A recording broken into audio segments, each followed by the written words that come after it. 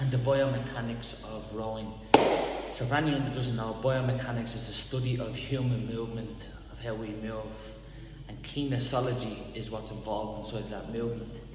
So when you do a row kind of movement, the thing about a row is, the first thing is you have a vertical pull and a vertical push, but you also have a horizontal push and a horizontal pull. So in a horizontal pull, which is a row movement, regardless of the row movements that you're doing, whether that's single arm, double arm, on a machine, anything that you want.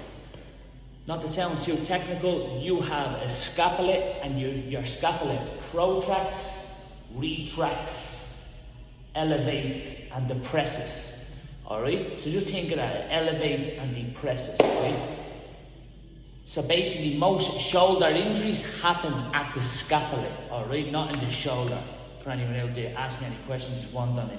So when you're doing a row movement, which I'm teaching to a client, so the most common row that we see is the bent over row. The bent over row. So we see the bent over row a lot, right? Now, the bent over row has to be a hip hinge, because when the weight gets heavier, you might feel it in your lower back.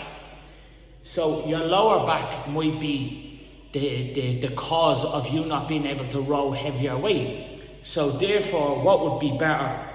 A machine or a bent over row with bad technique? I would say a machine, because you're able to execute the movement pain-free, still be able to create a training stimulus, and to be able to grow over time through progressive tension, right?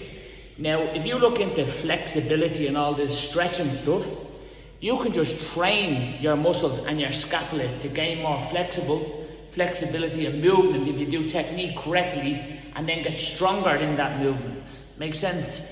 Teach that how to adapt and get strong in the movement. So for an example, we have the bent over row, which we bend down into a hip hinge, we feel in our hamstrings. Just say you're pulling a barbell, and what many will do is, yup, that doesn't do anything. So the starting position of a row, this is actually the strong phase, it's the lengthening phase of the row. So it's lengthened, you come up, concentric phase, pause if you want it, you'll feel that in your shoulder blades, slowly down, and stretch, pull up to the chest, 3, 2, 1. And you can let this stretch if you want, because the thing about the stretch at the bottom is, I don't want to sound too technical to you, but like, there's something really good in science right now. This video is being done in February, so it might change, but I know that 𝗲𝗏 has about 6.5 studies done on stretch-mediated muscle growth. And what that means is, I'm going to show you, right, that a muscle can grow, or a muscle can actually grow at longer lengths. So for example, if you look into the row, the lengthening phase of the row, stretch-mediated hypertrophy, would happen here. So you can actually do partials here and still get more results if you wanted. But the most important thing I focus on is the technique. Now you can see that goes, so it just elbows up, and you'd have a barbell, slowly down, elbows up, slowly down. A row is very beneficial for thoracic rotation of your thoracic spine. It's also good for thoracic extension. And as you know, you probably hear in the fitness industry, rotate, everyone's just talking rotation, which was really created by Gray Cook nearly about 15 years ago. All due respect to the man, he's the one that kind of brought it into us. But it's just about rotating. It's like, even for an example, if we wanted to add that row, we want to do a single arm row, even when you're doing that, it's just about like scapular retraction, scapular protraction. It's not really always about the weight that you're lifting, because you can actually, like, let's say you're someone that struggles with shoulder injuries, or you're someone that struggles in the past with back injuries or stuff like that.